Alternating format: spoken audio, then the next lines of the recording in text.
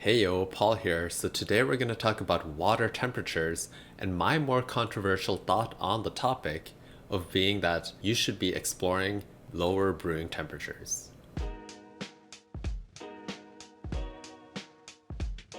Now, most recipes and people out there recommend that you brew with boiling water or water that is as hot as possible. And in my coffee journey, I've realized that this is not always the best case scenario that produces the best cup of coffee. Sometimes you need to dive into those lower brewing temperatures to produce that best cup of coffee. The goal of this video is to really change the way you think about water temperatures so that you can use it as a variable in your brewing recipe.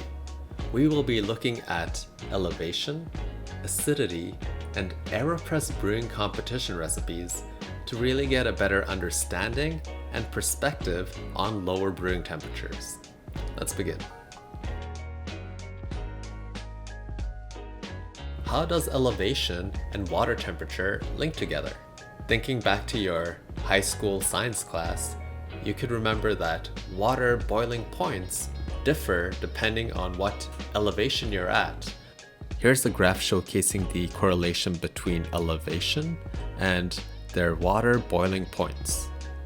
As the elevation increases, the air pressure decreases, which then causes the lower boiling point. For example, here in Toronto, we're super close to the sea level, so our water temperature is 100 degrees Celsius. However, in a city like Peru, they are 2,500 meters above sea level. And do you know what their boiling water temperature is? Like 91 degrees Celsius.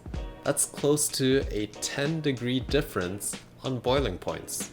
There are two handy links in my description talking about how to find your own elevation and also temperature linked to elevation, so you can find out what your boiling point is at your place. Now with this newfound knowledge, you already realize that we are all brewing with different water temperatures to begin with, because your boiling point is different from my boiling point. Taking a step back and understanding where your beans come from, this becomes a really important topic because, for example, these beans that come from Ethiopia, from a farm, Harenja, they are farmed at an elevation of 2,100 meters above sea level. And this means that this water temperature over here is around 7-8 degrees lower than what I experience here in Toronto. And this is something that you should totally consider when you are brewing your coffee beans. What's the elevation of the farm? What brewing temperature and boiling point do they have? Should I try that? Now onto acidity. So most people know that cold brew has less acidity than coffees brewed with hot water. Hold on. So we know that when you make assumptions, you make an ass out of you and me, and this is also an assumption.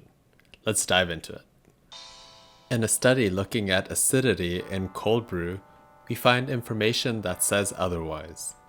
Data finds that pH measurements of all coffee samples tested to be comparable, ranging between 4.85 to 5.13.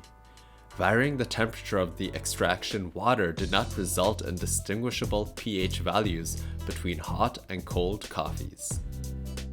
As we scroll down, we learn that the pH level is the same, but the tetratic acid levels are different. This research found hot coffee extracts to have larger measures of titratable acidity, indicating higher concentrations of extracted acids and/or additional acidic compounds not found in the cold brew coffee extracts. In simple terms, both cold and hot brew coffee have the same pH acidic value. The difference is in the tetratic acid level, where cold brew has lower concentrations and hot coffee has higher concentration. Instead of saying that cold brew is less acidic, let's try to change the wording and say that cold brew has a weaker acidity. Check out this research paper down below if you want to learn more about this topic. As an ex-barista, I know that specialty coffee puts a lot of emphasis on acidity and nuances. The thing is that there are other qualities in coffee that could also be emphasized, like sweetness, bitterness, flavor, mouthfeel, viscosity. And the thing is that acidity is just one of these qualities that you could be exploring. So by dialing down the acidity, perhaps you can shine and emphasize another quality of your coffee to make it into a delicious cup. I found some sources online too that said that higher temperatures lead to more bitterness. This is not something that I've found any evidence of. I've had cups that have zero bitterness brewed with boiling water, and it really is just a balancing act. You need to change the other variables in the recipe to make sure that the cup is balanced so that it doesn't have any of those bitter qualities that are caused by over-extraction. Back in my day, I've also competed in AEROPRESS competitions. Tons of fun. I've never won, but it's always a great experience. And the thing is that I learned back then that AEROPRESS brewers usually use cooler water all the time. It's something that is normal for them. So why has the AEROPRESS community embraced cooler waters?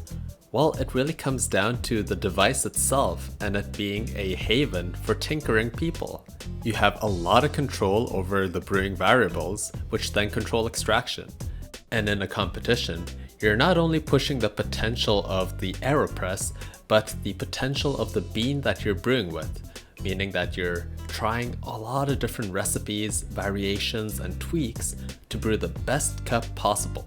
And what we learn is that many times a lower brewing temperature is a part of that equation. Looking at the AEROPRESS competition website, you can see that last year's winner, Wendelin van Bunnik, brewed with a water temperature of 92 degrees Celsius.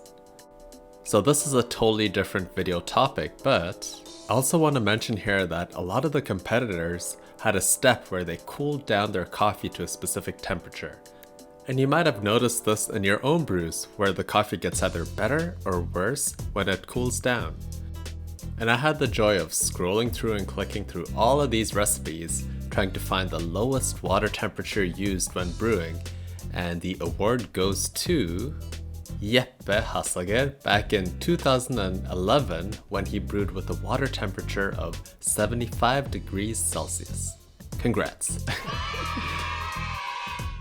To sum it all up, there's not one perfect brewing temperature for your coffee. People and recipes that always say to brew with boiling water or close to boiling water just haven't had the opportunity to play around with water temperature as a variable. If you try to brew with cooler water temperatures after this video and get a good or a bad experience, comment down below with that experience. I would love to hear it.